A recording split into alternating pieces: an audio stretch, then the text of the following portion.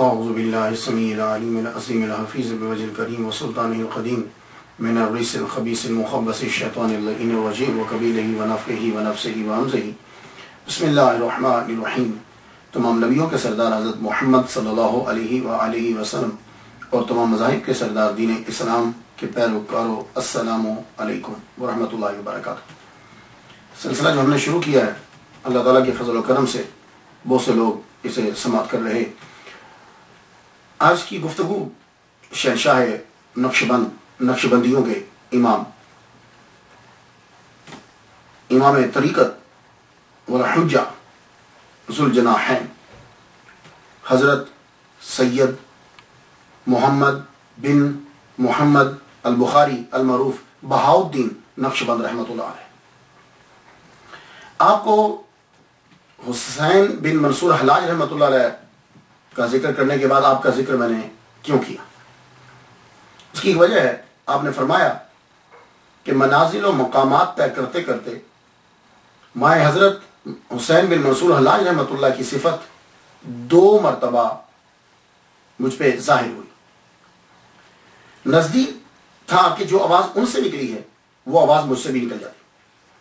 تو بخارا کے اندر ایک سولی تھی جہاں بندوں کو سولی پہ چڑھایا جاتا تھا، تو میں جب وہ کیفیت طاری ہوتی تو میں وہاں چلا جاتا اور نفس سے کہتا، سن یہ سزا ملے گی اگر تو نے وہی بول دیا جو حسین بن منصور حلاج رحمۃ اللہ علیہ نے بولا، تو پھر نفس پہ ذرا قابو ہو جاتا، تو یوں میں اس منزل سے آگے گزر گیا۔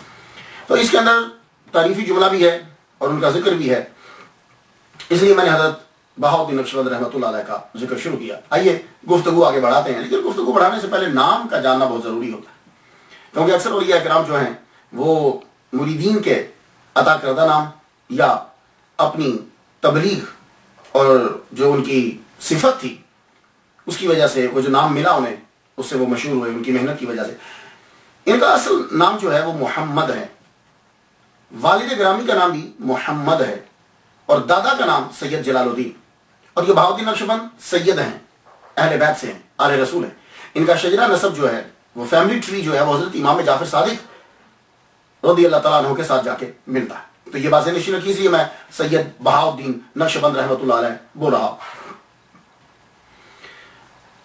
جب یہ سمجھ لیا تو بہاؤالدین نقشبند جو ہے وہ کیسے پڑ گیا نام، نقشبند کیسے پڑا؟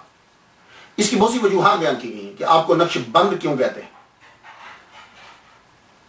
ایک وجہ تو یہ بتلائی جاتی ہے کہ خواجہ محمد بابا سماسی یا سماسی رحمۃ اللہ علیہ نے سید امیر کلاب سے فرمایا تھا، نقش بہاؤالدین را بربند، بہاؤالدین کا نقش باندھو، تو کہنے لگے نقش بند مشہور ہو گئے۔ دوسری ریزن یہ بتائے گی کہ آپ کی روحانی پاور اتنی تھی کہ بہت جلد جب توجہ کرتے اپنے مرید کے اوپر تو عالم باطن کا نقش جو ہے وہ دل کے اوپر باندھ دیتے تھے، ان سے اللہ جو ہے وہ لکھا جاتا، وہ روحانیت کی طرف چلا جاتا۔ تیسری وجہ یہ بتائی جاتی ہے کہ ذکر اللہ جو ہے وہ دل پہ باندھ دیتے تھے۔ اور چوتھی وجہ جس کو زیادہ تر لوگوں نے مانا اور کہا، باقی سب تو تجیحات ہیں، تیسری جو اصل وجہ جو بیان کی جاتی وہ یہ ہے کہ ازبکستان کے اندر آج بھی آپ جائیں، بخارا کیپٹل ہے ازبکستان کا، ازبکستان یہ رشیا کی اسٹیٹ کے اندر آتا ہے، تو وہاں کے لوگ اور ارد گرد کے جتنے یہ ستان ہیں، افغانستان، ازبکستان، ایران، یہ سارے جو ہے ستان جتنے ہیں، یہاں قلیم جو ہے نا وہ بڑے مشہور ہیں۔ یہاں کے لوگ جو ہے وہ قلیم بناتے ہیں اپنے گھروں کے اندر، بچیاں بھی بناتی ہیں، سب لوگ جو ہے مل کے بناتے ہیں، تو ان قلیم کے اوپر جو ہے وہ نقش باندھے جاتے ہیں، بہت سی چیزیں اس کے اوپر ڈالی جاتی ہیں، پتے ڈالے جاتے ہیں، کچھ جو ہے جانوروں کی تصویریں بھی بنائی جاتی ہیں۔ تو کہتے ہیں کہ ان کے مریدین جو تھے نا وہ، اور کہتے ہیں کہ ان کی فیملی کے کچھ لوگ جو ہیں وہ یہ قلیم جو ہے یہ بنایا کرتے تھے، ان کے اوپر نقش باندھ دیتے تھے، تو اس لیے ان کو کہا گیا نقش باندھ۔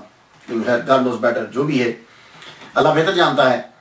تو آپ کے والد سید محمد بن جلال الدین، ولادت کب ہوئی دور کا جاننا بھی ضروری ہوتا ہے۔ محرم الحرام 25 فیبروری 718 ہجری 1319 عیسوی، آپ 718 ہجری میں پیدا ہوئے، اور وصال مبارک آپ کا 791 ہجری میں ہے، تو کل آپ نے 73 سال 73 ایئرز، کل آپ نے 73 سال جو ہے وہ زمین کے اوپر گزارے، اور آپ جس گاؤں میں پیدا ہوئے اس کا نام قصر عارفاں ہے. پہلے ہندواں ہوتا تھا تو ان کی ولادت کی وجہ سے قصر عارفاں اس کا نام پڑا. یہ قصر عارفاں جو ہے یہ بخارا کے قریب ہے. اور اب تو خیر کتنے ریڈیس جو مائل 2 مائل 3 کتنا سارا علاقہ بخارا کے اندر اب آ گیا. پہلے یہ گاؤں تھا تو اب بخارا کے اندر یہ شامل ہو گیا اور بخارا جو ہے وہ ازبکستان کا کیپٹل دارالحکومت بن گیا. ابتدائی حالات جو ہیں محمد بن نقشبند رحمۃ اللہ علیہ کے بارے میں پہلی بات تو یہ یاد رکھ لیجیے کہ یہ بھی تکوینی اولیاء میں شامل ہوتے ہیں. تکوینی اولیاء کہ جو پیدائشی طور پر بنی کہ ان کی ولادت سے قبل جو ہے وہ ان کے بارے میں بتلا دیا گیا, یہ تکوینی اولیاء. اور پیدائشی طور پر ہی ان سے کرامات کا جو ہے وہ ظہور ہونے لگ گیا. یہ تکوینی اولیاء میں ان کا شمار ہوتا ہے. لیکن پھر بھی سبب تو بنتے ہیں, کچھ باتیں تو ملتی ہیں. ان میں سے ایک بات یہ ہے کہ حضرت خواجہ محمد بابا سماسی, ایک جگہ میں نے ڈبل ایم پڑھا ہے سماسی, ایک جگہ صرف ایک ایم ہے سماسی, یہ بھی گاؤں کا نام ہے. اس گاؤں کے نام کی وجہ سے ان کا نام پڑے. اپنے مرید اور خلیفہ سید امیر کلال ان کا وصال جو ہے وہ 772 ہے ہجری ہے. امیر سید, یہ سید زادے ہیں, صحیح نسب سید ہیں. امیر کلال, کلال کہتے ہیں کمہار کو, جو برتن بناتا ہے اسے کلال کہتے ہیں. اور چونکہ یہ برتن بنانے کا کام کرتے تھے اس لیے نام کے ساتھ کلال جو ہے وہ پڑ گیا. لیکن انہوں نے اپنا نام چینج نہیں کیا. تو معلوم یہ ہوا, یہ میں نے سید امیر کلال رحمۃ اللہ علیہ کے بارے میں جو ہے نا پیر سید نصیر الدین شاہ رحمۃ اللہ علیہ سے, ان سے میں نے سنا تھا. اپنی تقریر میں وہ جو فرمان لگے کیا لگے, سو دیکھا ذاتیں جو ہوتی ہیں وہ پیشوں کے حساب سے نہیں بنتی. اور یہ سید ہیں لیکن آپ نام کے ساتھ کلال لکھوا رہے ہیں, اور کلال کمہار کو کہتے ہیں. تو کہتے ہیں کہ آدمی جو ہے وہ اپنے عمل کی وجہ سے آگے بڑھتا ہے.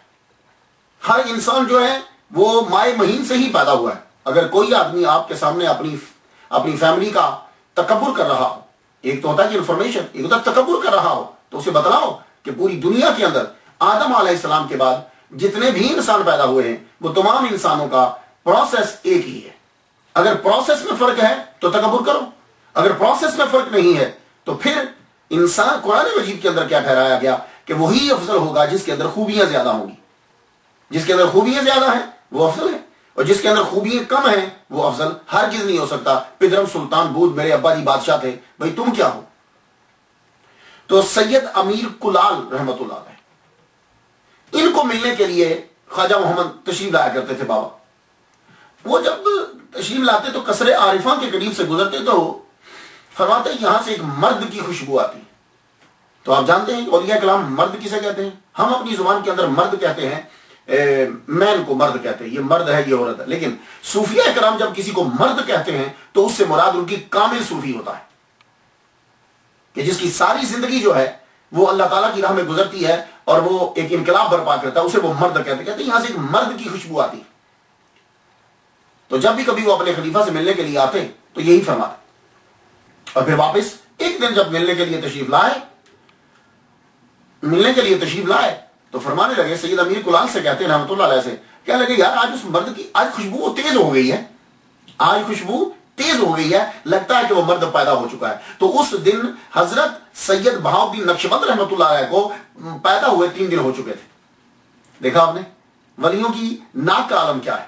کیا لگتا ہے کہ تو جب بھی کبھی سید امیر کلال رحمۃ اللہ علیہ کے پاس یہ بزرگ تشریف لاتے تو ارد گرد کے جتنے بھی لوگ تھے وہ آ جاتے, برکت حاصل کرنے کے لیے, دم کرانے کے لیے, دعا کروانے کے لیے قریب آ جاتے کہ سید امیر کلال رحمۃ اللہ کے پیر صاحب تشریف لائے. تو سید جلال الدین جو دادا ہیں بہاؤالدین نقشبند رحمۃ اللہ علیہ کے, وہ بہاؤالدین نقشبند رحمۃ اللہ علیہ کو 3 دن کے ہیں اٹھائے ہوئے ان کی بارگاہ میں لیں گے. مشہور تو آگے تھے کہ حضور اس کے لیے دعا کیجیے. تو بابا خواجہ محمد بابا سماسی رحمۃ اللہ علیہ نے یوں دیکھا, فرمانے لگے دعا بھی کر دی اور ہم نے اس بچے کو اپنی فرزندی میں لے لیا, ہم اڈاپٹ کرتے ہیں, یہ ہمارا بیٹا ہے. یہ جملہ فرمایا, یہ ہمارا بیٹا ہے. اور سید امیر کلال رحمۃ اللہ علیہ سے یہ کہا, دیکھو اس کی خاص طریقے سے تربیت کرنی ہے اور یہ بچہ میں تیرے سپرد کرتا ہوں, اس کی تربیت تو نے کرنی. اس کی وجہ کیا تھی؟ وجہ یہ ہے کہ خواجہ محمد بابا سماسی رحمۃ اللہ علیہ پر اکثر غلبہ طاری رہتا تھا, استغراقی کیفیت طاری رہتی. تو جو سالک ہوتا ہے نا تربیت اسی کے ذمہ لگائی جاتی ہے. سید امیر کلال رحمۃ اللہ علیہ کی تربیت جو ہے وہ سلوک والی تھی, سالک تھے. سالک جو ہوتا ہے وہ تربیت کرتا ہے. تو بابا سماسی جو ہے وہ استغراقی کیفیت میں طاری رہتے. سم ٹائم آپ کے ذمہ باغ باغ میں جو درخت ہوتے ہیں ان کی شاخوں کو برابر کرنا، کاٹ چھانٹ کرنا، کبھی زیادہ کاٹ دیتے، کھڑے رہتے، کبھی استغنا کی کیفیت تاری رہتی. تو آپ نے ان کے ذمہ لگایا. 37 سال خواجہ بہاؤالدین نقشبند رحمۃ اللہ علیہ نے 37 سال خواجہ محمد بابا سماسی رحمۃ اللہ کے دیکھے، اور 54 سال جو ہیں وہ اپنے پیر سید امیر کلال رحمۃ اللہ علیہ کے دیکھے زندگی کے. اب یہ تو ہو نہیں سکتا کہ ولی کامل ہو اور شیخ الحدیث نہ ہو اور شیخ القرآن نہ ہو. یہ بات یاد رکھیے. ہمارا جو بھی ولی ہے، فراڈیوں سے تو ہماری گفتگو نہیں ہے، جو بھی ولی کامل ہے وہ کسی بھی سلسلے سے تعلق رکھتا ہے. تو یہ جتنے اولیاء کرام ہیں، شیخ الحدیث، شیخ القرآن، یعنی حدیث کا علم، قرآن کا علم. اور پھر وہ جو کسی سلسلے کا اگر بانی بنا ہے تو وہ اس مرتبے پہ فائز ہوتا ہے.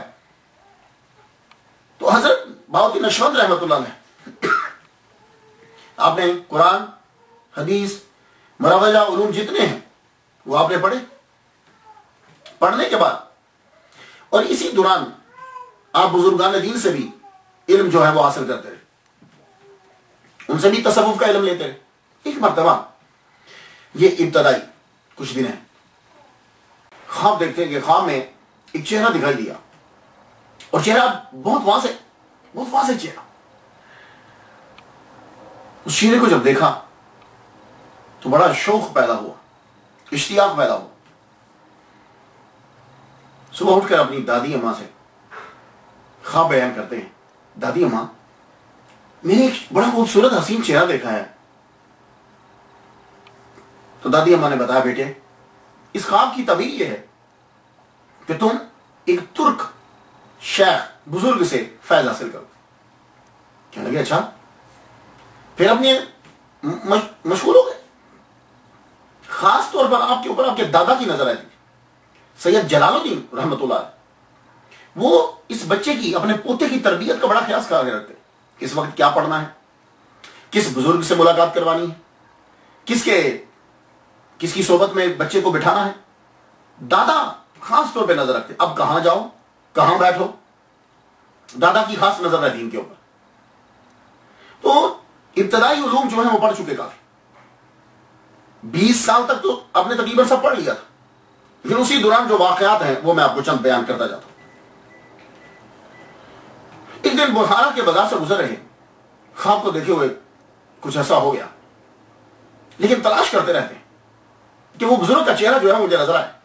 ایک دن بخارا سے گزرتے ہوئے بازار سے گزر رہے ہیں، آگے سے جو بزرگ تشریف لا رہے تھے مریدین کے ساتھ. تو آپ کو معلوم ہے کہ جب ایک آدمی نارمل حالت سے دوسری حالت میں ہو، یعنی ایک آدمی اکیلا نہیں، کچھ اس کے ساتھ ایک دم نظر اٹھتی ہے. آپ کی یوں نظر اٹھی، دیکھا تو پہچان لیا کہ خواب میں دکھنے والے تو یہی ہیں، یہی چہرہ تھا. پوچھتے ہیں کون ہے یہ صاحب، ان کا نام کیا ہے؟ انہوں نے کہا ان کا نام خلیل ہے. ان کا نام خلیل ہے، اور بڑے مشاہیر میں سے ہیں ترک کے. کہنے لگے اچھا. پوچھا تو وہ انہوں نے بھی توجہ نہیں دی، آگے چل پڑے. یہ ان کے پیچھے جگہ کو جا کے دیکھ لیا کہ رہتے کہاں ہیں. تو بہاؤالدین نقشبند رحمۃ اللہ علیہ پھر دوسرے دن نذرانہ لے کر ان کی بارگاہ میں پہنچے. ان کی صحبت میں جب بیٹھے انہوں نے توجہ فرمائی اور اپنے پاس بٹھا لیا. پاس جب بٹھایا، یہ اب خواب کو بیان کرنے لگے کہ میں نے آپ کے بارے میں اتنا کہا ہی کہ وہ خود شروع ہو گیا. ہاں ہم جانتے ہیں کہ تم نے ہمارے بارے میں خواب دیکھا. ابھی انہوں نے شروع کیا ہی ہے بتانا تو وہ پہلے فرمانے لگے ہم جانتے ہیں آپ نے خواب دیکھا ہے، آپ ہمارے پاس ہو. دادا کی اجازت سے آپ اب سلطان خلیل، بعد میں سلطان کے نام سے مشہور ہو گئے، ان کی بارگاہ میں 6 سال گزار دیے. اس ترک بزرگ کی محفل میں 6 سال گزار دیے. اور ان کے پاس بہاؤالدین نقشبند رحمۃ اللہ علیہ نے معاملات، ادب، لوگوں سے کیسے گفتگو کرنی ہے، محفل میں کیسے بیٹھنا ہے، یہ ساری چیزیں جو ہیں وہ ان سے سیکھی. اور اس کے ساتھ ساتھ روحانیت میں بھی ترقی ہوتی ہے. تو خلیل رحمۃ اللہ علیہ نے ان کو اپنا خاص قرب عطا کیا. 6 سال گزرنے کے بعد سلطان خلیل ان کو ماوراء النہر کا بادشاہ جو ہے وہ چن لیا گیا. تب اس لیے ان کے نام کے ساتھ سلطان بھی لگتا ہے. تو آپ کی بادشاہت کے جو 6 سال ہیں وہ بھی بہاؤالدین نقشبند رحمۃ اللہ علیہ نے ان کے ساتھ گزارے. تو 2 طرح کی تربیت مل گئی، نارمل، بادشاہت، دونوں.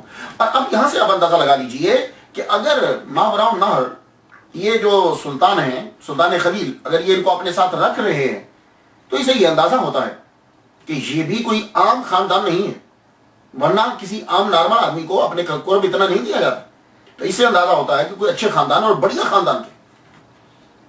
6 سال آپ نے بادشاہت کے گزارے، تو ٹوٹل 12 سال سلطان خلیل رحمت اللہ علیہ کے ساتھ سید بہاؤالدین نقشبند رحمت اللہ علیہ نے گزارے اور بہت کچھ حاصل کیا. 12 سال جب ہو چکے، اب ایک اور منزل آنا تھی. سلطان خلیل کی سلطنت جو ہے اس کے اوپر قبضہ کر لیا گیا. ایک عجیب جھٹکا تھا، دنیا سے ٹوٹلی طور پر کنارہ کش ہو گئے سید بہاؤالدین نقشبند رحمت اللہ علیہ. واپس آ گئے، خود کو بند کر لیا، مراقبہ، مسجد، عبادت، اور یہی بس سلسلہ جو ہے وہ چلتا رہا. اپنے آپ کو اسی میں مشغول رکھتے. درباروں پہ چلے جاتے، دربار پہ گئے، دوسرے پہ، تیسرے پہ، چوتھے، درباروں پہ جاتے، اور یوں فیل ہوتا کہ درباروں کے اوپر جو دیے چل رہے ہیں، دیوں کی روشنی جو ہے وہ بالکل مدھم ہے. یوں محسوس ہوتا. ایک دربار پہ پہنچے آپ،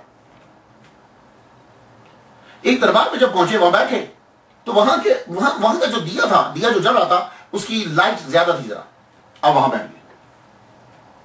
بیٹھتے ہی ہیں ایک دم سے آپ کے اوپر ایک غیبی حالت جو ہے وہ طاری. یوں دیکھتے ہیں کہ دیوار شک ہوئی اور دیوار میں سے ایک بہت بڑا تخت جو ہے وہ نکلا، اور اس کے اوپر کون براجمان ہے؟ خواجہ عبدالخالق حجدوانی رحمت اللہ علیہ. یہ غین ہے، غین، حجدوانی رحمت اللہ علیہ. یہ حجدوان جو ہے یہ بخارا سے 6 مائل دور گاؤں ہے حجدوان، اس کی وجہ سے حجدوانی مشہور. وہ تخت پہ جلوہ فرما ہے، اور ان کے ساتھ جو مریدین ہیں، ان مریدین میں خواجہ محمد بابا سماسی رحمت اللہ علیہ بھی. تو ان کو تو پہچانتے تھے یہ. تو یہ جو خواجہ عبدالخالق حجدوانی رحمت اللہ علیہ ہیں، یہ امام مالک کی نسل سے ہیں، امام مالک کی اولاد سے، اور ان کی والدہ یہ سلطان روم کی نسل سے. یہ جب آئے،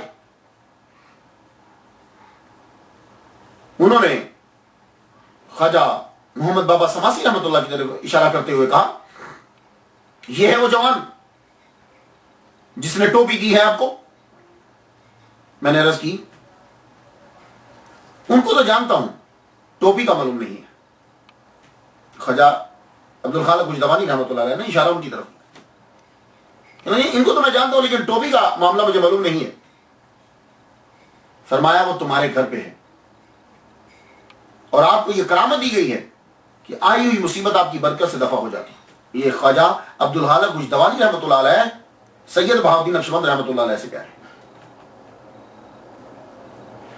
اور بھی بہت سارے فیض لیے آپ نے. اب یہاں سے تربیت شروع ہو گئی آپ کی. تو آپ مرید تو سید امیر کلار رحمت اللہ علیہ کے، لیکن آپ کا روحانی فیض سارا ویسی سلسلے سے ہی ہے. ویسی سلسلہ مینز یہ ایک ٹرمینالوجی ہے. جب کوئی آدمی اپنے پیر کو دیکھتا نہیں ہے لیکن ایسے کو پیر تسلیم کر لیتا ہے جو دنیا سے تشریف لے جا چکے ہیں، اور ان سے پھر فیض لیتا ہے، تو کہتے ہیں ویسی سلسلہ ہے. کیونکہ حضرت ویسے غنی کرانی رحمت اللہ علیہ رضی اللہ تعالیٰ عنہ، ان کا فیض ایسے ہی تھا کہ آپ نے حضور صلی اللہ علیہ وآلہ وسلم کو ظاہری زندگی تو پائی ہے، ظاہری طور پر دیکھا نہیں ہے صرف اپنی والدہ کی وجہ سے، لیکن فیض اتنا تھا کہ حضور صلی اللہ علیہ وسلم کی داڑھی مبارک میں کتنے بال ہیں آپ کو معلوم تھا؟ سفید کتنے بال ہیں؟ یا سر میں کتنے سفید بال ہیں آپ کو معلوم تھا؟ یعنی قرب کتنا اور فیض کتنا. اللہ اکبر. کہ محمد صلی اللہ علیہ وسلم فرماتے ہیں کہ ان سے دعا کروانا اپنی امت کے لیے، اتنا فیض ہے. تو خواجہ عبدالخالق حجدوانی رحمت اللہ علیہ فیض سارا تربیت جو ہے وہ زیادہ تر انہی سے ہے. لیکن خواجہ محمد بابا سماسی رحمت اللہ علیہ، انہوں نے اپنا فرزند بنایا سید بہاؤالدین نقشبند رحمت اللہ علیہ. 18 سال عمر ہوئی تو آپ کے دادا نے سید بہاؤالدین نقشبند رحمت اللہ علیہ کو ان کے پاس بھیجا. ابتدا میں بھی تھا، اور جب 18 سال کی عمر ہو گئی تو پھر دوبارہ بھیجا، جاؤ اب ان کے پاس پھر جاؤ، تمہاری اب میں چاہتا ہوں کہ شادی کر دوں. ان سے جا کے دعا لے کر آپ. اب پھر یہاں پھر تربیت ہوتی ہے. جب آپ بابا کے پاس پہنچتے ہیں، شام کے وقت آپ پہنچے تو عبادت ریاضت تو چل رہی ہے، گھر کا پورا گھرانہ ہی ایسا ہے. آپ نے عبادت شروع کر دی، نوافل پڑھتے رہے. تہجد کا وقت ہوا، تہجد کی نماز ادا کی. تہجد کی نماز ادا کی تو دعا مانگتے. اب یہاں بابا دعا مانگنے کا طریقہ سکھاتے. دعا مانگتے ہوئے اس محبت اور ذوق میں دعا یوں مانگے، یا اللہ مجھے مصیبت برداشت کرنے اور آپ کی محبت کی سعادت نصیب فرما دے. یہ دعا مانگی انہوں نے. خواجہ محمد بابا سماسی رحمۃ اللہ علیہ نے ملاقات کے وقت فرمایا بیٹا دعا اس طرح نہیں مانگتے کہ مجھے مصیبت برداشت کرنے کی طاقت ہے, یہ دعا نہیں مانگتے. تو کہا کیسے مانگتے ہیں بابا؟ کہا بیٹے دعا یوں مانگتے ہیں یا الہی مجھے اپنی مرضی پر چلا, مرضی کے مطابق چلا. اللہ کی مرضی اسی میں ہے کہ بندے پہ مصیبت نہ آئے, اور اگر اپنی حکمت سے اللہ اپنے بندے پہ مصیبت نازل فرماتا ہے تو اللہ خود ہی برداشت کرنے کی تو قوت بھی عطا فرما دیتا ہے اور حکمت بھی بتلاتا ہے. اور خود دعا میں اپنے لیے مصیبت نہیں مانگنی چاہیے. تو یہ بات یاد رکھیے, کبھی بھی دعا کے اندر آپ اپنے لیے کوئی مشکل چیز نہ مانگو کہ جیسے کسی نے دعا مانگی کہ مجھے دنیا میں ہی اللہ تعالیٰ سزا دے دے آخرت میں نہ دے. نہ, ایسا نہیں مانگو. ہم اس کی سزا کو برداشت کر ہی نہیں سکتے.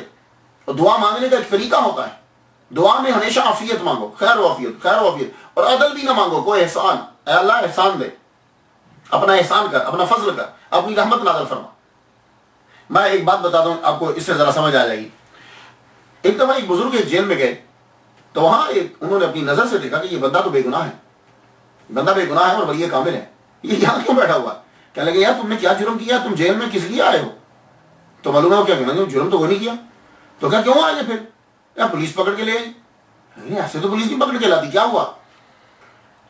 خود ہی بتانا. کہنے لگے ایک دن بیٹھا ہوا تھا, بھوک بڑی سخت لگی ہوئی تھی, تو میں نے اللہ تعالیٰ سے یہ کہا کہ یا اللہ تعالیٰ روز کی 2 روٹی مفت دے دیا کر.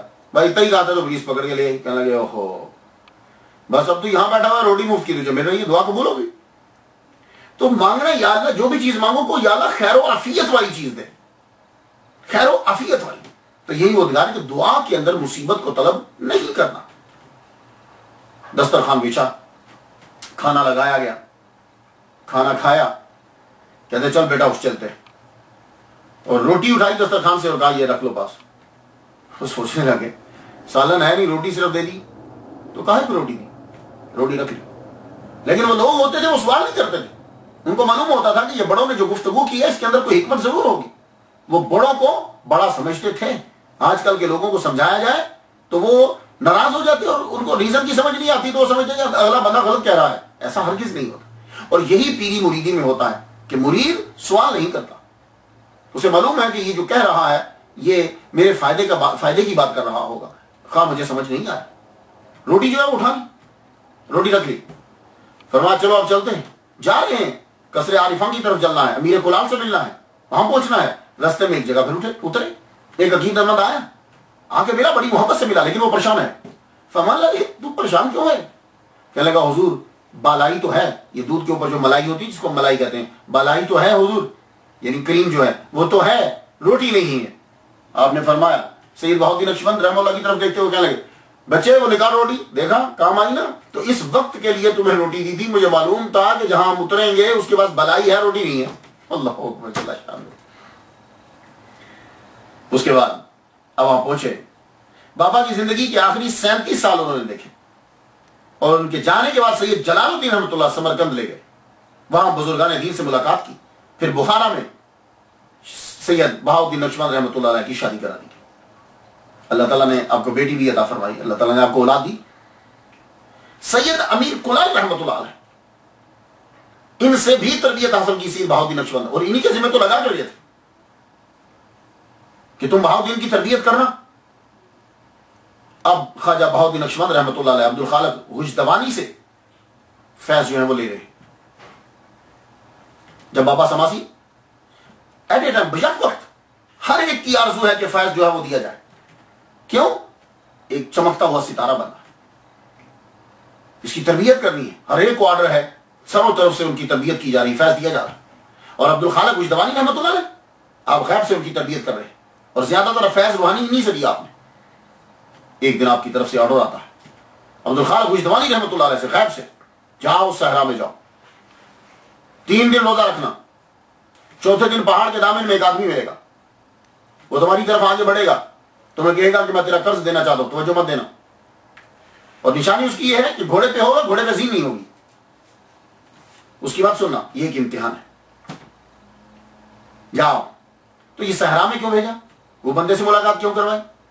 بندے کی جانب متوجہ نہ ہونا، کیونکہ تنہائی کے اندر کوئی بندہ ملتا ہے تو آدمی میں خوف پیدا ہوتا ہے، صحرا میں رہنا خوف ہے، تو خوف کو دور کیا جا رہا ہے۔ اور پھر اس کے بعد جب یہ اس چیز سے گزر گئے تو اب کہا صحرا میں رہو،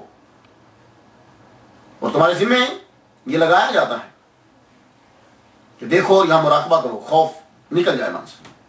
اس کے بعد پھر آرڈر دیا گیا، اب تمہاری دوسری ڈیوٹی لگتی، یہ سب تربیت خواجہ عبدالخالق کچھدوانی رحمۃ اللہ علیہ کی طرف سے۔ اب آپ کی ڈیوٹی ہے کہ جتنے بھی آپ کے شہر گاؤں کے، آپ دور بہت کم جاتے ہیں، شہر کے جتنے لوگ ہیں، بوڑھے، کمزور، ضعیف، بچے، سب کی مدد کرو، جو بیمار ہے تیمارداری کرو، جس کا سامان جو نہیں اٹھا سکتا سامان اٹھا کے لے کے جاؤ۔ دیکھ رہے ہیں آپ، یہ ہیں اولیاء کرام۔ اب ان کی تربیت مسلسل ہو رہی۔ اب آپ کیا کرتے ہیں؟ بزرگوں کا سامان اٹھاتے، بیمار ہوتا تیمارداری کرتے، کسی کے پاس دوائی نہیں ہوتی دوائی پہنچاتے وہاں، زخمی ہوتا اس کی مدد کرتے۔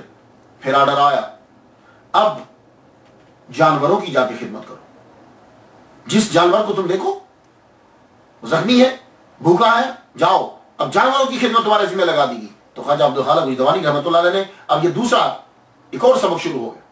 اب آپ دیکھتے کوئی جانور پیاسا ہوتا اسے پانی پلاتے، کوئی جانور زخمی ہے اور وہ قبضے میں نہیں آ رہا تو آپ اس کے پاؤں کے پیچھے پیچھے نشانوں پہ چلتے جاتے، اور جہاں جنگل میں جا کے اس کو تلاش کر لیتے، وہ بیچارہ زخمی ہو کے گرا پڑا ہے تو جا کے اس کی مرہم پٹی کرتے، اس کے زخموں علاج کرتے اس کا۔ اللہ اکبر جل شان۔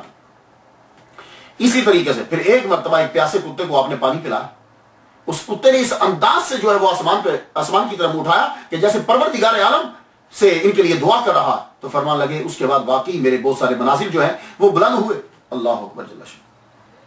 اس کے بعد پھر آرڈر آیا، سنتے جائیے، ان کی سٹوری سنانے کا مطلب صرف ایک کہانی سنانا نہیں ہے، اس کہانی کے اندر سے بہت سے اسباق لینا ہے۔ پھر آرڈر آ گیا آپ کا، یہ تربیت ہے۔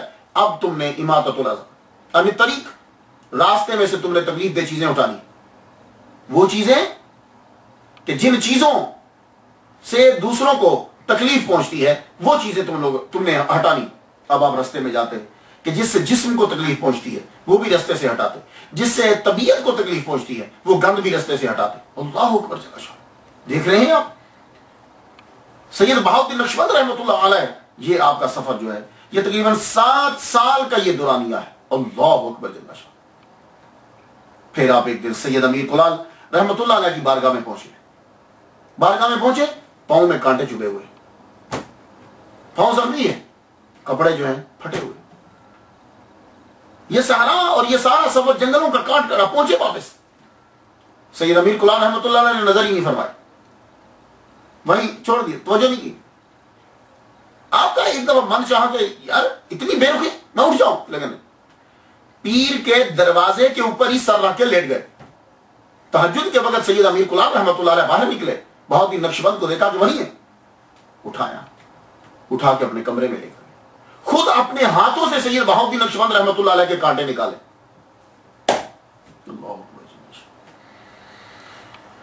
خود اپنے ہاتھوں سے جو ہے وہ کانٹے نکالے اور تربیت میں کوئی کسر نہیں چھوڑی۔ پھر توجہ فرمانے لگے۔ تو بہاؤالدین نقشبند رحمۃ اللہ علیہ سے پہلے جو جتنے بھی نقشبندی ہیں جو صدیقیہ کہلاتے ہیں، وہ پہلے ذکر جہر جو ہے وہ کیا کرتے تھے، ذکر جری کرتے تھے وہ، لیکن بہاؤالدین نقشبند رحمۃ اللہ علیہ کے بعد نقشبندیوں نے جہری ذکر جو ہے وہ چھوڑ دیا، پھر دل کا ذکر جو ہے وہ شروع ہو گیا۔ تو آپ کی محفل میں بیٹھ کے تربیت، اور ایک دن پھر سارے لوگوں کو مجمع تھا، سید امیر کلال رحمۃ اللہ علیہ نے اعلان کیا سب کے سامنے، دیکھو بابا جو میری ذمہ داری لگا گئے تھے، جو انہوں نے مجھے وصیت کی تھی اور جو کچھ سکھانے کو کہا تھا، اے بہاؤالدین نقشبند میں نے تجھے سب کچھ سکھا دیا، اب تیری مرضی ہے، جہاں چاہو وہاں جاؤ، میں نے تمہیں سب کچھ دے دیا، جہاں چاہو وہاں جاؤ۔ بڑی بات ہوتی ہے۔ آپ کو جب یہ اجازت مل گئی، اس کے بعد آپ نے قسم شیخ کے پاس وقت گزارا، 3 ماہ آپ تقریباً ان کے پاس رہے، عارف کرانی کے پاس 7 ماہ تقریباً جو ہے وہ آپ رہے، وہاں ذکر خفی کی آپ نے ریاضت جو ہے وہ کی۔ حضور صلی اللہ علیہ وآلہ وسلم کا کوئی احترام نہ کرے تو ولی اللہ بن جائے، ایسا ہو نہیں سکتا۔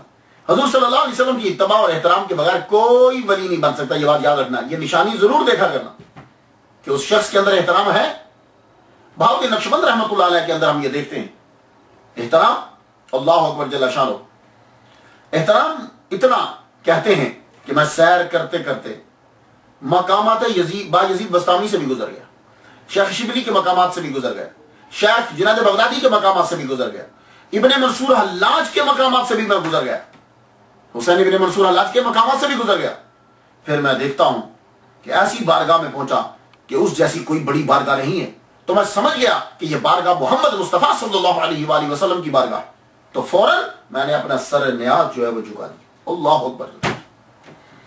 کہ اس بارگاہ میں نے اپنا سر جو ہے وہ جھکا دیا کہ یہ محمد صلی اللہ علیہ وآلہ وسلم کی بارگاہ ہے. اور فرماتے ہیں کہ ہمارا طریقہ عروۃ الوثقیٰ ہے، یعنی مضبوط حلقہ، اور مراد حضور صلی اللہ علیہ وسلم کے دامن کو مضبوطی سے تھامنا ہے، صحابہ کرام کی آثار کی پیروی کرنا ہے. اس طریقے پر عمل قلیل سے بھی بہت سی فتوحات ہوتی ہیں. بات آپ نے سنی کہ یعنی وہ اپنا طریقہ بتا رہے ہیں بہت ہی نقشبند. ہمارا طریقہ یہ ہے، ہم محمد صلی اللہ علیہ وسلم کی اتباع کرتے ہیں، صحابہ کرام کے آثار کے پیچھے چلتے ہیں، یعنی جو انہوں نے کہا ہے صحابہ کرام کی بات مانتے ہیں. کہتے ہیں کہ یہ طریقہ جب اپنا لیا جائے بندے کو کام تھوڑا کرنا پڑتا ہے لیکن اس کے فتوحات جو ہیں یعنی مراتب اسے بہت زیادہ مل جاتے ہیں. یہ ہے یہ اولیاء کرام ہے، ہم ان کو مانتے ہیں. اور الزام ہم پہ لگایا جاتا ہے وہ کہ جن کو پتہ ہی نہیں ہے کہ تصوف ہوتا کیا ہے، ان لوگوں کو دیکھ کے ہم پر الزام لگایا جاتا ہے. اور فرماتے ہیں کہ حضور صلی اللہ علیہ وسلم کے طریقے سے جس نے منہ پھیر لیا اس کے دین میں پھر خطرہ ہے. تو نبی سے جب تک جڑا رہے گا اس کا دین جو ہے وہ سلامت رہے گا. آپ فرماتے ہیں کہ طریقت نام ہے ادب کا. ادب کس کا؟ سب سے پہلے ادب اللہ کا، پھر ادب محمد صلی اللہ علیہ وسلم کا، پھر ادب اپنے شیخ کا. تو اس دور کے اندر اب یہ نہ کو آج کے شیخ کو دیکھ کے نہیں، وہ جو مشائخ ہوتے تھے اللہ اکبر جل شانہ، وہ صحیح محمد صلی اللہ علیہ وسلم کے تابع فرمان ہوتے تھے. ان جملوں کو یہاں مت لاؤ ان کے اوپر اگر کسی کو دیکھ لو جی یہ شیخ ہے. تو ادب تین کا، اللہ کا ادب، رسول کا ادب اور اپنے شیخ کا ادب. نماز میں خشوع و خضوع کس طرح ملتا ہے؟ کیا کوئی ولی بغیر نماز کے بن جاتا ہے؟ نہیں، نماز کے بغیر کوئی ولی نہیں بن سکتا. نماز ہر ایک پہ لازم ہے. وہ کوئی نماز چھوڑ رہا ہے اور کہتا جی کہ نماز میں یہاں نہیں پڑھتا، کہاں پڑھتے جی؟ مکہ مدینے میں. اچھا تو پھر روٹی یہاں کیوں کھا رہے ہیں؟ روٹی بھی مکہ مدینے میں جا کے کھاؤ. روٹیاں ہماری کھاتے ہیں اور نماز مکہ مدینے میں جا کے پڑھ رہے ہیں. تو جب وہ نماز نہیں پڑھا، نماز میں خشوع و خضوع نہیں، نماز نہیں پڑھا تو ولایت کے مراتب پہ کیسے جائے؟ بخارا کے علماء نے بہاؤ الدین نقشبند رحمۃ اللہ علیہ سے پوچھا کہ نماز کے اندر خشوع و خضوع کس طرح مل سکتا؟ پتہ چلا کہ یہ پرانا سلسلہ ہے کہ نماز کے اندر آدمی کے دھیان خیال جو ہے آدمی کا ادھر ادھر چلا جاتا ہے. فرمان لگے کہ یکسوئی خشوع و خضوع کس طرح ہوگا؟ تو معلوم ہے کیا جواب دیا؟ فرمان لگے حلال کھانے سے. اگر تم حلال کھاؤ گے تو نماز کے اندر خشوع و خضوع ہو. اور فرماتے ہیں کہ نماز یوں پڑھو کہ جب کہو اللہ اکبر تو ذہن میں، خیال میں، باڈی میں، دل میں، ہر جگہ یہ چیز پیوست ہو جائے، راسخ ہو جائے کہ اس کے علاوہ کسی کی بڑائی نہیں ہے. یہ ہے نماز. اور فرماتے ہیں کہ اس صفت کا کمال صرف محمد صلی اللہ علیہ وسلم کی ذات میں تھا. اللہ اکبر. یہ کمال ان کے اندر. اور خوراک کا سلسلہ دیکھیے، ولی بننے کے لیے خوراک کے اوپر دھیان دینا بہت ضروری ہے کہ کھا کیا رہے ہو اور کہاں سے آ رہا ہے. ان دو چیزوں پہ دھیان. تو خوراک کا یہ مسئلہ تھا. سید بہاؤ الدین نقشبند رحمۃ اللہ علیہ کلیم بنانا، کھیتی باڑی کرنا، خود اپنے ہاتھ سے بیج بوتے، فصل کٹتی، خود پکاتے اور آگے جو ہے وہ تقسیم کرتے. ارد گرد کے صوفیاء کرام جو ہے جب کبھی موج میں ہوتے تھے کہتے چلو بہاؤ الدین نقشبند کے خانقاہ میں جاتے ہیں، وہاں سے حلال کھانے کو ملے گا. کیوں؟ اس لیے کہ یہ خود اپنے ہاتھوں سے بوتے تھے، کاٹتے تھے اور خانقاہ کے اندر ہی سب سلسلہ ہوتا تھا. تو اس سے بڑھ کر اور پکیزہ کھانا کیا ہو سکتا ہے؟ اور آپ کا طریقہ کیا تھا کہ آپ نیا لباس لیتے، کپڑے پہنتے، نیا لباس پہن کے خود نہیں پہنتے تھے، وہ نیا لباس پہلے کسی اور کو دے دیتے. جب وہ پہن لیتا، پرانا ہوتا تو کہتے کہ تم مجھے ادھار دے سکتے ہو، یہ پھر خود پہنتے. یہ کفیات ہے، ہر ایک کا ایک اپنا وجدان ہوتا ہے، ایک طریقہ کار ہوتا ہے. اور جب آپ تبلیغ کرتے تو دور دراز سے لوگ آپ کے پاس آتے، امراء بھی ہوتے، حکومت کے بڑے بڑے لوگ بھی ہوتے، مریدین بھی. اللہ اکبر جل شان. اور آپ کی تبلیغ کا انداز، شیخ الحدیث ہیں، شیخ القرآن ہیں، مروج علوم پڑھے ہیں، قرآن حدیث سب آتا ہے آپ کو. تبلیغ کرتے ہوئے ایک مرتبہ میں ایک مثال دیتا ہوں آپ کو. تبلیغ کرتے ہوئے فرما رہے ہیں کہ حضور صلی اللہ علیہ وسلم کا فرمان عالی شان ہے کہ اللہ تعالیٰ کے 99 نام ہیں، ایک کم 100، اور جو ان کا احسان کرے گا، پڑھے گا ان کو، وہ جنت میں جائے گا. تو کہنے لگے جانتے ہو کہ اللہ کے نام پڑھنے کا مطلب کیا ہے؟ اس کا مطلب یہی ہے کہ اللہ الخالق الباری المصور له الاسماء الملک القدوس السلام المؤمن المہیمن. تم صرف زبان سے ادا کرو؟ نہیں، جب تم اللہ کا نام لو تو تمہاری طاقت کے مطابق وہ صفت تمہارے اندر آنی چاہیے. جیسا کہ اگر تم نے یہ بولا ہے کہ رزاق اللہ رازق ہے، تو پھر اس کے بول دینے کے بعد اب تمہیں رزق کی طرف دھیان نہیں رہنا چاہیے، اس کی پریشانی نہیں رہنی چاہیے. اور جب تم نے یہ بول دیا کہ المتکبر، اب ملکیت، کبریائی، ہر شے جو ہے وہ صرف اللہ کی تمہارے ذہن کے اندر ہونی چاہیے. تو جب تم نام بولو تو اب جب تم بولو گے تو اس کے بعد جو ہے وہ دیکھو کہ کس طرح تم جنت میں جاتے ہو. بات تو بالکل سمجھ میں آتی ہے. اور کسی نے سوال کیا بیچ میں سے، حضور 99 تو ہوتے ہی 1 کم 100 ہیں، تو حضور صلی اللہ علیہ وسلم نے یہ کیوں کہا کہ 99 اللہ کے نام ہیں 1 کم 100؟ بات تو ہے کہ یعنی 99 کہتے ہی 1 کم 100 کو ہیں، تو پھر حضور نے کیوں کہا کہ 99 اللہ کے نام ہیں 1 کم 100؟ تو کہنے لگے بات یہ ہے کہ عربیوں کی ریاضی میں کوئی توجہ نہیں تھی، اس کے اندر اتنی ان کو مہارت نہیں تھی. اور یہ بات بالکل سید بہاؤالدین نقشبند رحمۃ اللہ علیہ کی بات بالکل پرفیکٹ ہے. 1970 تک کا تو مجھے بھی پتا ہے. ابھی میں جب اپنی مسجد میں بیان کر رہا تھا تو کہنے لگے بالکل آپ صحیح کہہ رہے ہیں کہ پاکستان سے جو ہے وہ کانٹریکٹ جاتے تھے، ریاضی کا ان کو کوئی اتنا آتا نہیں تھا، اب ذرا کچھ تھوڑا سا سیکھنے لگے ہیں. تو 1970 تک ریاضی، عربیوں کو ریاضی کا سعودی عرب والوں کو کوئی اتنا خاص پتہ نہیں تھا، اب وہ کچھ سیکھنے لگے اس کے بارے میں. تو اس لیے حضور صلی اللہ علیہ وآلہ وسلم نے تاکید کے لیے اور وضاحت کے لیے کہا کہ 99 یعنی 1 کم 100 جو ہے. اللہ اکبر جل شانہ.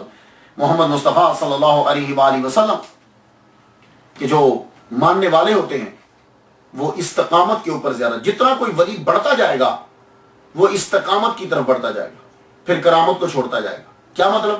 یعنی جب اس پر مصیبت آئے گی تو اب وہ مصیبت کو توڑنے کے لیے اپنی ذات کے لیے کرامت کا ظہور نہیں کرے گا. یہ کہتے ہیں استقامت. اب یہ نہیں ہے کہ جب اللہ تعالیٰ نے اس کو درجہ دیا تو ذرا کسی نے کوئی گالی دی تو بندہ مار دیا، ذرا بھوک لگی تو روٹی منگوا لی آپ سے، ذرا کوئی سردی لگی تو کپڑے منگوا. نہیں، ایسا نہیں. وہ کر، وہ استقامت بڑھتی جاتی ہے اس کی. وہ پھر کرامت کا اگر ظہور کرتا ہے تو تبلیغ کے لیے یا سمجھانے کے لیے کرتا ہے، اپنی ذات کے لیے پھر نہیں. استقامت، اس کی مثال امام حسین رضی اللہ تعالیٰ عنہ کربلا کے اندر، مولا علی شیر خدا جنگوں کے اندر. آپ فرماتے ہیں استقامت کا طالب بن، کرامت کا طالب نہ بن، کیونکہ تیرا رب استقامت طلب کرتا ہے اور تیرا نفس کرامت طلب کرتا ہے. ولی اللہ باغ میں داخل ہو، پتا پتا کر کے ولی اللہ آ گیا، ولی اللہ آ گیا، ولی اللہ آ گیا، پھر بھی دھیان مت دے، کیونکہ یہ چیز بھی تیرے لیے حجاب بن جائے. اللہ اکبر جل شانہ. یہ جملے ہیں جو آج کے پیروں کو زبانی یاد کرنے ہیں. اللہ نے تمام انبیاء صلی اللہ علیہ وآلہ وسلم سے بڑھ کر محمد صلی اللہ علیہ وسلم کو درجہ عطا فرمایا. کیا اس سے یہ درجہ کم ہے کہ محمد صلی اللہ علیہ وسلم سے کہہ دیا گیا؟ اب جو بھی ترجمہ کریں، لیکن ظاہر تو یہی کہا گیا کہ یا نبی صلی اللہ علیہ وسلم آپ کے اگلے پچھلے کوئی گناہ نہیں، سب کلیئر. یہ جملہ کہہ دینا خدا کی طرف سے بہت بڑا اعزاز ہے.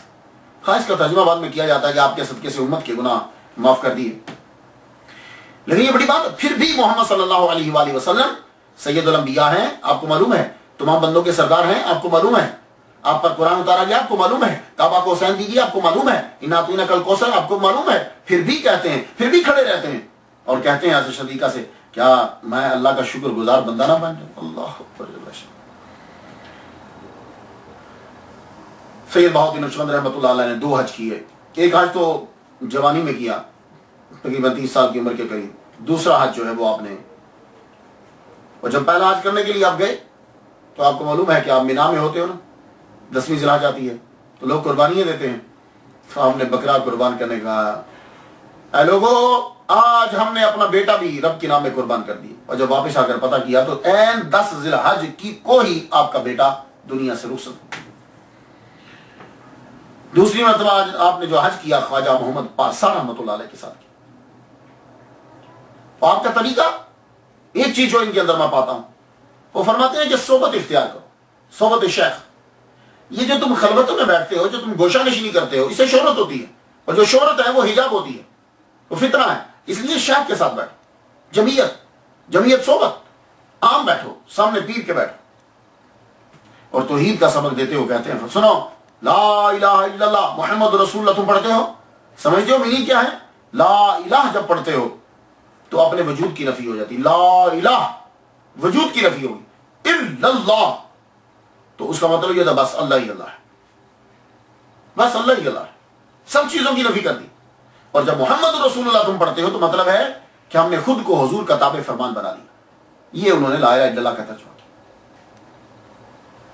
آپ کے پاس بڑے بڑے لوگ آتے تھے، امیر تیمور لنگ کا نام تو جانتے ہوں گے آپ۔ تیمور جو ہے یہ 17 سال چھوٹا آپ سے، جب اس نے یہ سارے علاقے فتح کر لیے تو اہل بیت کی بڑی عزت کرتا تھا امیر تیمور۔ سید زادے کا پتہ چلتا تھا بہت عزت کرتا تھا۔ آپ کے پاس آیا خانقاہ میں، آپ نے اس کو کالے رنگ کے قلین پر بیٹھا دیا، کہا بیٹھ ادھر۔ وہ کالے قلین پر بیٹھا، گفتگو شروع ہوئی۔ ایک جگہ میں پڑھتا ہوں کہ شاید کسی استاد کے ساتھ مل کر انہوں نے سبق بھی لیا، ہم سبق بھی تھے، خیر گاڈ نوز بیٹر۔ قلین پر جب بیٹھا تو گفتگو جب چلی تو حافظ شیرازی کا اس نے شعر پڑھا، امیر تیمور نے حافظ شیرازی کا شعر پڑھا، اور ترجمہ اس کا یہ تھا کہ اگر کسی کی قسمت کالے قلیم کی طرح ہو تو زمزم سے حتیٰ کہ آب کوثر سے بھی دھو دیا جائے تو وہ وائٹ نہیں ہوتی، یعنی خوش بختی میں چینج نہیں ہوتی۔ اگر کسی اس نے یہ جملہ پڑھا تو سید بہاؤالدین نقشبند رحمۃ اللہ علیہ کہنے لگے کالے دھاگے بھی سفید ہو جاتے ہیں، کوئی مرد بولے تو یوں ہاتھ مارا کالے قلیم پر جس پہ وہ بیٹھا ہوا تھا۔ تو آپ جانتے ہیں کہ یہ قلیم کون سے کلر کی، یہ دھاگا ہی پکا کالا ہوتا ہے۔ تو یوں جب مارا ہاتھ تو جس قالین پر امیر تیمور بیٹھا ہوا تھا وہ سارے کا سارا سفید ہو گیا۔ اللہ اکبر سے بشر۔ کبھی کبھی آپ تبلیغ کے لیے، تربیت کے لیے کرامت کا اظہار ضرور فرما دیں، اپنے مریدوں کو یہ بتانے کے لیے کہ پیر جو ہے وہ اپنے مریدوں کے ساتھ ہی ہوتا ہے۔ یہ چیز واضح کرنا بہت ضروری ہوتی ہے استاد کے لیے۔ جب یہ تصور بیٹھ جاتا ہے اسٹوڈنٹ میں، مرید میں، کہ میرا پیر ساتھ ہے، تو پھر تربیت، پھر وہ بڑی چیزوں سے بچ جاتا ہے۔ تو پھر جب یہ تصور بیٹھتا ہے پیر ساتھ ہے، اس کے بعد اگلا سٹیپ ہو جاتا ہے حضور اور اللہ سب ہمیں دیکھ رہے ہیں، تو یہ سٹیپ جو ہے انسان کو برائیوں سے بچاتا ہے جب یہ راسخ ہو جاتا ہے۔ خیر آج کے دور کے لوگ اسے نہیں سمجھیں گے، اسے شرک قرار دیں گے۔ آپ کے ایک مرید تھے، قطب الدین ان کا نام تھا۔ ایک دن قطب الدین سے کہنے لگے قطب الدین جاؤ وہ کبوتر سارے جو ہے وہ پکڑ کے لاؤ اور ان کو ذبح کر کے لاؤ، ان کا گوشت جو ہے وہ پکانا ہے سالن، اس کے بعد غریب یہ جتنے خانقاہ کے لوگ ہیں یہ کھانا کھائیں گے۔ قطب الدین کبوتروں کو ذبح کر رہے ہیں کہ آج باورچی خانے میں خانقاہ میں پکے گا سالن، ذبح کرتے۔ ایک کبوتر ان کو بہت اچھا لگا، انہوں نے اس کو بیچ میں سے نکال کے رکھ لیا کہ میں اس کو کیوں ذبح کرنا، مجھے اچھا لگ رہا۔ اب جب سالن پک کر آ گیا تو سید بہاؤالدین نقشبند رحمۃ اللہ علیہ جو ہے وہ خود اپنے ہاتھوں سے تقسیم کیا کرتے تھے، بڑا اعزاز سمجھتے تھے، وہ اپنے ہاتھوں سے تقسیم کرتے تھے۔ سب جو ہے مریدین بیٹھ گئے، اب آپ کھانا تقسیم کرنے لگے، سالن بھی رکھتے روٹی بھی رکھتے، سالن بھی رکھتے روٹی بھی رکھتے، سالن بھی رکھتے روٹی بھی رکھتے۔ اور جب قطب الدین کی باری آئی آپ نے روٹی رکھ دی، سالن نہیں رکھا، تو انہوں نے یوں دیکھا سوالیہ نظروں سے کہ یعنی سب کو سالن روٹی دیتے آ رہے ہو، مجھے سالن کیوں نہیں دیا؟ تو اب مرید کی تربیت کے لیے دیکھا کیا لگے تم نے اپنے حصے کا سالن لے لیا، تم نے اپنے حصے کا کبوتر لے لیا، روٹی بچتی تھی وہ تمہیں میں نے دے دی۔ تو یعنی یہ واضح کرنا تھا کہ تم یہ سمجھتے ہو کہ تمہارا پیر تم سے دور ہے، نہیں، پیر مریداں دے سر تے رہندے، پاویں جھوٹے ہوں یا سچے، یعنی مرید سچے ہوں یا جھوٹے ہوں، پیر تو بہرحال ان کا خیال رکھتا ہے۔ ایک مرتبہ آپ نے تربیت کرنا تھی اور اس کی طرف آپ بہت دھیان دیتے تھے۔ سید بہاؤالدین نقشبند رحمۃ اللہ علیہ کو غصہ انتہائی برا لگتا تھا، اور غصہ ہے ہی بری چیز۔ جب کسی آدمی کے اوپر غصہ قبضہ کر لیتا ہے، کے قبضے میں آدمی آ جاتا ہے۔ یہ جتنی طلاقیں ہوتی ہیں، یہ جتنے قتل ہوتے ہیں، یہ ساری چیزیں کس پہ ہیں؟ غصے پہ، یہ گالیاں غصے کی وجہ، یہ ساری چیزیں۔ تو اس غصے کو ختم کرنے کے لیے سید بہاؤالدین نقشبند رحمۃ اللہ علیہ نے جو طریقہ اختیار کیا، یہ میں نے کمی ابھی تک میں نے نہیں پڑھا۔ سید بہاؤالدین نقشبند رحمۃ اللہ کا طریقہ کیا تھا؟ آپ کسی ایسے شخص کے ہاتھ کا کھانا نہیں کھاتے تھے کہ جس نے غصے میں پکایا، ایون کہ اگر کسی آدمی نے چمچہ پکڑ کر یوں زور سے غصے میں مارا بھی ہے تو بھی آپ کھانا نہیں کھاتے۔ اور اللہ تعالیٰ نے اتنا کشف عطا فرمایا تھا سید بہاؤالدین نقشبند رحمۃ اللہ علیہ کو کہ آپ کو معلوم ہو جاتا تھا کہ یہ کھانا جو ہے غصے کی حالت میں پکایا گیا۔ ایک مرتبہ آپ کے سامنے کھانا لایا گیا اور آپ نے فرمایا میں یہ کھانا نہیں کھاؤں گا۔ اس کی حضور کیا غلطی کیا ہوئی؟ فرمانے لگے جب یہ شخص یہ کھانا پکا رہا تھا تو وہ غصے کی حالت میں تھا، اس لیے یہ کھانا میں نہیں کھاؤں گا۔ اب یہ تربیت بچوں کی، مریدوں کی تربیت، کہ اس طریقے سے وہ چھوڑ دیں گے کہ پیر تو کھانا ہی نہیں کھاتا، غصہ اتنی بری چیز ہے۔ فرمانے لگے غصہ جب ہوتا ہے تو برکت اٹھ جاتی ہے، اسی لیے گھر کے اندر یہ یاد رکھیے جب کبھی کھانا پکانے لگو اللہ اور قرآن کو پڑھتے ہوئے غصے میں پکاؤ گے، کھانے سے برکت ہی نکل جائے گی، اور جب کھانے سے برکت نکل گئی تو پھر اصلاح کس طریقے سے ہو سکتی ہے؟ اللہ اکبر جل شانہ۔ جوا کتنی بری چیز ہے، قمار بازی، شرطیں لگانا، آپ اس کی تربیت کس طرح فرماتے ہیں؟ شیخ شادی، یہ بھی آپ کے مریدوں میں سے ایک مرید ہیں، شیخ شادی کی کسی بات پر آپ ناراض ہو گئے، وہ آپ سے معافی مانگنے کے لیے آپ کی بارگاہ میں آئے، حضور مجھے معاف کر دیجیے، فرمانے لگے فری میں معافی نہیں ہوگی، جاؤ کوئی نذرانہ لے کر آؤ۔ کہا حضور میں بیل لے کر آتا ہوں، تو میں بیل آپ کی خدمت میں پیش کرتا ہوں تاکہ کھیتی باڑی میں کام آ جائے۔ فرمانے لگے بیل کی ضرورت نہیں ہے، اب ذرا جملہ سنیے گا، بیل کی ضرورت نہیں ہے، وہ جو 48 دینار تو نے فلاں سوراخ میں چھپا کر رکھے ہیں اور نیچے سے دھواں چلنے کی وجہ سے، جلنے کی وجہ سے، اٹھنے کی وجہ سے وہ سوراخ کالا ہو گیا ہے، وہ 48 دینار لے کر آ۔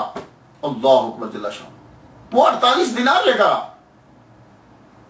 حیران ہو گئے کہ پیر کو یہ بھی پتا ہے کہ وہ فلاں سوراخ میں ہے، اور یہ بھی پتا ہے کہ وہاں سے وہ کالی ہو چکی ہے، اور یہ بھی پتا ہے کہ کالی دھوئیں کی وجہ سے ہو چکی ہے۔ گئے 48 دینار لے کر آئے، آ کر پیر کی نظر کیا، حضور یہ آپ نے بیچ میں سے 47 رکھ لیے، ایک واپس کر دیا۔ سید بہاؤالدین نقشبند رحمۃ اللہ نے 47 دینار رکھ لیے، ایک واپس کر دیا، اور فرمانے لگے جاؤ یہ 47 دینار 47 دینار کا جا کے بیل خریدو اور کھیتی باڑی کا سامان خریدو، اور اس سے جا کر کھیتی باڑی کرو، اور جو چیز تم کماتے ہو وہ پھر فقراء میں تقسیم کرو۔ اللہ اکبر جل شانہ۔ تو لوگوں نے پوچھا وہ 1 دینار کا کیا مسئلہ ہے؟ اب دیکھو مجمع کے اندر نہیں بتلایا تاکہ میرے مرید کی بے عزتی نہ ہو جائے، اور خود بھی نہیں رکھنا مال۔ تو کسی نے پوچھا یار یہ 1 دینار انہوں نے واپس کیوں کیا؟ کہنے لگا مجھے یاد آ گیا، اور میرے پیر کی نظر دیکھو کتنی ہے، کہ ایک وقت تھا کہ میں نے شرط لگائی کسی سے، اس شرط میں سے یہ میں 1 دینار جیتا تھا، اور تمہیں پتا کہ شرط جائز نہیں ہے، تو یہ 1 دینار حرام کا تھا، میرے پیر نے بیچ میں سے نکال کے مجھے واپس کر دیا، اور وہ 47 دینار جو ہے۔ اللہ اکبر جل شانہ۔ اور اولیاء کی گستاخی، اور یہ بات یاد رکھیے گا، کوئی بھی ولی شیخ یا شیخ کی گستاخی برداشت نہیں کرتا، کوئی بھی ولی دوسرے ولی کی گستاخی برداشت نہیں کرتا، ان کے یہاں ادب ہوتا ہے، ہر ایک کا ادب کیا جاتا ہے۔ آپ نے دیکھا خواجہ معین الدین اجمیری چشتی رحمۃ اللہ علیہ کتنا ادب کر رہے ہیں، داتا صاحب کے دروازے سے گزرتے ہیں تو رک کے گئے 40، اور ادب۔ خواجہ بابا فرید الدین گنج شکر آتے ہیں، ادب، ہر ایک جو آتا ہے دوسرے کا ادب کرتا ہے۔ یہ اولیاء کرام ہے، یہ تصوف کے اندر ہے، ادب بہت ضروری ہوتا ہے۔ اولیاء کی گستاخی انسان کی زندگی کو تباہ کر دیتی ہے۔ آپ کے ایک مرید تھے نیک روز، ایک دن آئے ملنے کے لیے، سید بہاؤالدین نقشبند رحمۃ اللہ علیہ کے پاس ملنے کے لیے آئے، تو بڑے پریشان ہیں، غصے میں۔ کہا کیا ہوا، کیوں غصہ کر رہے ہو؟ غصہ نہیں کرنا چاہیے۔ کہا حضور کیا بتاؤں آپ کو، ایک آدمی ہے حسین نامی میرے گاؤں میں، مجھے بھی برا کہتا رہتا ہے، لیکن کوئی بات نہیں، میں کیا، میری اوقات کیا، لیکن پیر صاحب جب وہ آپ کو برا کہتا ہے تو میں برداشت نہیں کر پاتا، اور یہ اس کا 1 دن کا وتیرہ نہیں، اب تو میں تنگ آ گیا ہوں۔ کیا لگے اچھا جاؤ، فرمانے لگے ٹھیک ہے، دین و دنیا میں رسوا ہوگا، دنیا میں بھی اور یہاں بھی رسوا ہوگا، دنیا اور آخرت میں رسوا ہوگا، چلے جاؤ۔ وہ نیک روز کہتا ہے کہ میں عصر کے وقت پیر سے مل کے اب میں چلا، شام کو میں تقریباً اپنے گاؤں میں پہنچ گیا، میں پہنچا ہوں تو حسین ادھر سے کھانا لے کر آ رہا ہے، کھانا لا کے اس نے اپنے خادم کو دیا کہ لے تو کھا، خود وہ سامان کو سمیٹنے لگا تو اتنے میں ایک بھیڑیا نمودار ہوا، اس نے ایک دم حملہ کیا اس کے اوپر، یہ ناک اور ہونٹ اس نے نوچ لیے، ناک بھی کٹ گئی اور ہونٹ بھی کٹ گیا۔ تو آپ ذرا تصور کیجئے کہ جس کے چہرے پہ ناک نہ ہو اور ہونٹ نہ ہو کتنا بھیانک ہو جاتا ہے وہ، تو اتنا بھیانک اس کا چہرہ ہو گیا۔ اور یہی ہے محمد صلی اللہ علیہ وسلم کا جو فرمان ہے کہ اللہ تعالیٰ جو یہ کہتا ہے کہ من عاد علی ولی فقد آذنت بالحرب، جو میرے ولی سے دشمنی کرے گا، اللہ فرماتا ہے میں اسے اعلان جنگ کرتا ہوں۔ اس کا ترجمہ کیا ہے، میں اعلان جنگ کرتا ہوں؟ اس کی تفسیر صحیح جو ہے وہ یہی ہے کہ اس آدمی کا چہرہ مسخ ہو جاتا ہے مرنے سے پہلے۔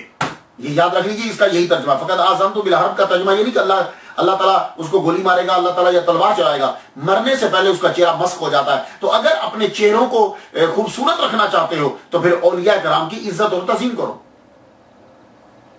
آپ کے ملفوظات بھی ہیں، بہت سی تعلیمات آپ نے دی، کیا خوبصورت کلام ہے، آپ جا کے پڑھ لیں۔ اب اتنا وقت نہیں ہوتا کہ میں آپ کو ان کا سارا بتلاؤں، چند باتیں بتلاتا جاتا ہوں تاکہ آپ کے اندر شوق پیدا ہو اور پھر آپ ان کے بارے میں جانیں۔ ایک دفعہ حدیث بیان کرتے ہوئے اماطۃ الاذی عن الطریق بتاتے ہوئے کہنے لگے سنتے ہو، میں بتاؤں تمہیں کہ حضور نے فرمایا کہ تکلیف دہ ہٹاؤ۔ یہ اماطۃ الاذی کیا ہے، تکلیف دہ چیز کون سی ہے؟ کہنے لگے ایگو، انا، یہ انا کو ہٹانا۔ تو کہا جی انا کو ہٹانا ہے تو یہ پھر ان طریق کیا ہے؟ کہتے ہیں یہ طریق سے مراد اللہ کا راستہ ہے، یعنی جب تم اللہ کے راستے پہ چل پڑو تو پھر انا بیچ میں نہیں ہونی چاہیے، عاجزی اور انکساری ہونی چاہیے. اور یہی باجزید بستامی رحمۃ اللہ سے اللہ تعالیٰ نے یہ کہا تھا، اپنی انا ختم کرو اور ہماری طرف آؤ. آپ کا ٹائٹل جملہ فرماتے ہیں کہ یہ ضروری نہیں جو دوڑے اسے گیند مل جائے، مگر ملتی اسی کو ہے جو دوڑتا ہے. یہ ضروری نہیں کہ جو دوڑے اسے گیند مل جائے، مگر ملتی اسی کو ہے جو دوڑتا ہے.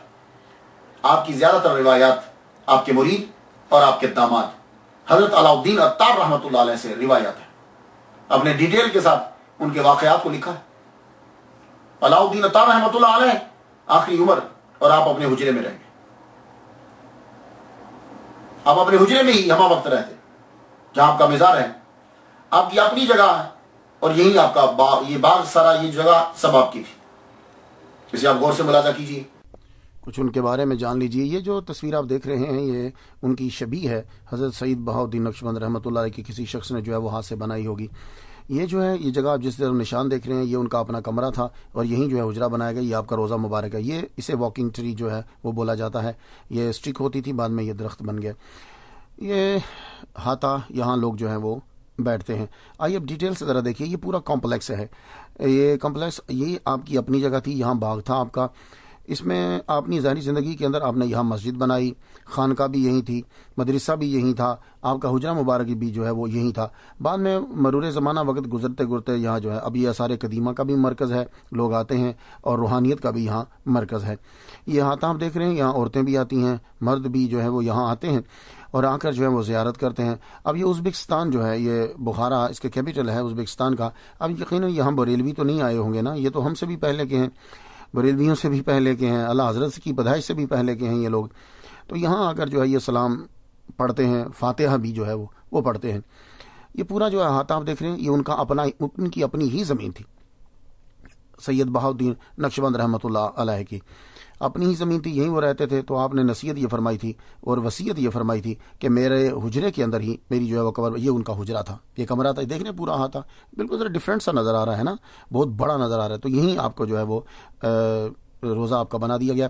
یہ بنچ جو ہے اس کے سامنے ایک مردوں کے لیے ہے، ایک عورتوں کے لیے. یہ مرد حضرات جو ہیں یہ بیٹھے ہوئے ہیں، یہاں یہ بیٹھتے ہیں، بیٹھ کر جو ہے یہ فاتحہ پڑھتے ہیں. ابھی آپ نے دیکھا یہ فاتحہ پڑھ رہے ہیں، سورۃ فاتحہ پڑھتے ہیں. زیادہ تر باہر کے لوگ جو ہے نا وہ فاتحہ کے مینز فاتحہ لیتے ہیں. ہم لوگ جو ہے وہ قل واللہ بھی تین مرتبہ پڑھ دیتے ہیں. یہ الحمدللہ رب العالمین الرحمن الرحیم مالک یوم الدین ایاک نعبد و ایاک نستعین اهدنا الصراط المستقیم صراط الذین انعمت علیہم غیر المغضوب علیہم ولا الضالین آمین. یہ فاتحہ ہے. اسے یہ پڑھتے ہیں، پڑھنے کے بعد جو ہے وہ اس کو ایصال کر دے. ظاہر ہے کہ جب آپ قرآن مجید پڑھتے ہیں تو اللہ تعالیٰ آپ کو ثواب تو دیتا ہی ہے نا، تو ثواب جو ہے یہ آپ کسی کو بھی اپنا دے سکتے ہیں. قطع نظر کہ وہ زندہ ہے، قطع نظر وہ دنیا سے چلا گیا ہے، ثواب آپ اسے دے سکتے ہیں، اور اللہ تعالیٰ پھر اس کے نامہ اعمال میں تحریر فرما دیتا ہے. یہ انہوں نے فاتحہ جو ہے وہ پڑھ لی، اب یہ چلے گئے. تو عورتیں اس سائڈ پر، مرد جو ہے وہ اس سائڈ کے اوپر بنچ کے اوپر بیٹھ کر فاتحہ جو ہے وہ بینچ پہ بیٹھتے ہیں اور فاتحہ پڑھ کر چلے جاتے ہیں. کچھ لوگ جو ہے وہ پھر ہدیہ بھی دیتے ہیں. ظاہر ہے اس نذرانے کے ساتھ جو ہے وہ سسٹم چلتا رہتا ہے. یہ دیکھیے ساتھ ہی ڈونیشن باکس ہے، اس ڈونیشن باکس کے اندر جو ہے وہ اس نے اپنی طرف سے جو بھی ہدیہ تھا وہ ڈالا. یہ پھر زیارت کیجیے ایک مرتبہ. بس سیمنٹ کے ساتھ جو ہے وہ دیواریں کھڑی کر دی گئی پورے کمرے کو جو ہے، میں یہ سب میرے خیال کے مطابق. اور یہ جو ہے اس پہ پورا ان کا نام، ان کی تاریخ وفات، آگے ان کا شجرہ، کافی ساری چیزیں، اور اللہ تعالیٰ کے نام یہ بھی کچھ لکھے. اور لوگ جو ہے نا وہ ظاہر متبرک چیز ہے، جب نام لکھے ہوتے ہیں تو اس میں برکت آ جاتی ہے تو اسے چومتے ہیں. ایک خاص بات جو میں نے یہاں جو ہے یہ دیکھی آپ، یہ درخت ہے، اسے واکنگ ٹری کہتے ہیں. اصل میں یہ کیا تھا کہ جب حضرت بہاؤالدین نقشبند رحمۃ اللہ علیہ حج کرنے کے لیے گئے، وہاں حضرت خضر علیہ السلام سے ملاقات ہوئی. خضر علیہ السلام نے ان کو ایک سوٹی دی تھی، سٹک جسے کہتے ہیں. آپ جب واپس تشریف لائے بخارا تو آپ نے وہ سوٹی کو یہاں گاڑ دیا. آپ کی ہاتھ کی برکت سے وہ سوٹی ہری بھری درخت بن گئی. درخت جب وہ بنی تو آپ اس کے نیچے بیٹھ کے ذکر بھی کرتے تھے، تو پورا درخت بن گئی ہے. تو جب آپ دنیا سے تشریف لے گئے تو اس کے بعد یہ درخت جو ہے وہ گر گیا اور چرا اس طرح سے کہ اگر آپ غور سے دیکھیں پرلی سائڈ پہ جا کے تو وہاں آپ کو اللہ کا نام جو ہے وہ اس کے اوپر نظر آئے گا. اب لوگ جو ہیں وہ اسے ہاتھ لگاتے ہیں، چومتے ہیں.